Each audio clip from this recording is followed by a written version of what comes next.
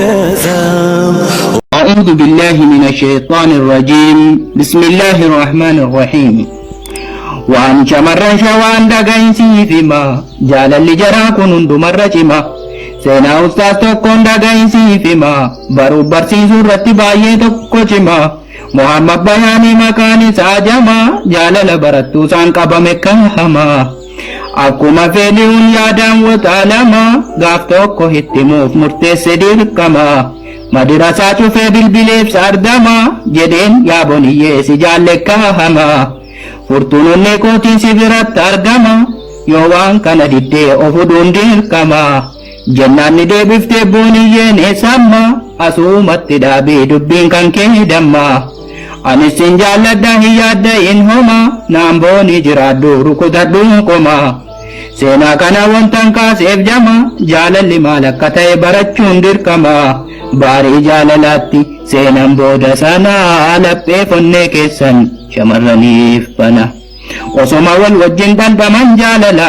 muhammad bayaaniif booniin tala shawaa jaalalli tammaatee tafa dhaban dawa meediyaatti ol ba'ee barreesseef taalaya dhaga'i boonii koo nan beeka si gayaa الرسالة هذه إن شاء الله وصل حبيبتي بني جشوا الزوجتي زوجة العديث أنا أغار عليك يا حبيبتي أنا حبك حب الجنون أنا يموت فيك يا قلبي ما عليك من كلام الناس إن شاء الله أنا أشوفك من غريب يا حبيبتي جدي برسي في محمد بياني بني جيو دبي افترافة مقراني جالل جچون برواني ممومتي جچا سلپاداني kanaaf ammoo fakkeenyi muhammad bayaanii jaalala akkanaa kun jiraa bara kanaa laphee fonnee keessan shamarraniif bana bara dhiirran maatee gowwoomsu shamara muhammad bayaan boo'ee nu darara boniyyee maalumata akkas jabeesse gara jaalala akkanaa kun booddeen isaa dara laphee fonnee keessan hin baninaa jaraaf osoo waan shamarri jaalala beekanii nama kalee kenneef jaalalaan eeganii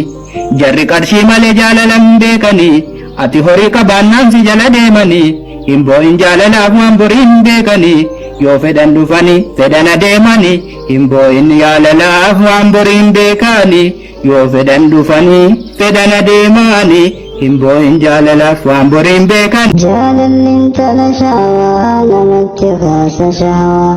mataan anniiseetii waraan silleensi fuudhee lafaasi daawaa onneesi fuudheetii oleessin koora haawaa summiisi gabsiisee khalaasi gooda gawwaa khalaasi gooda gawwaa khalaasi gooda gawwaa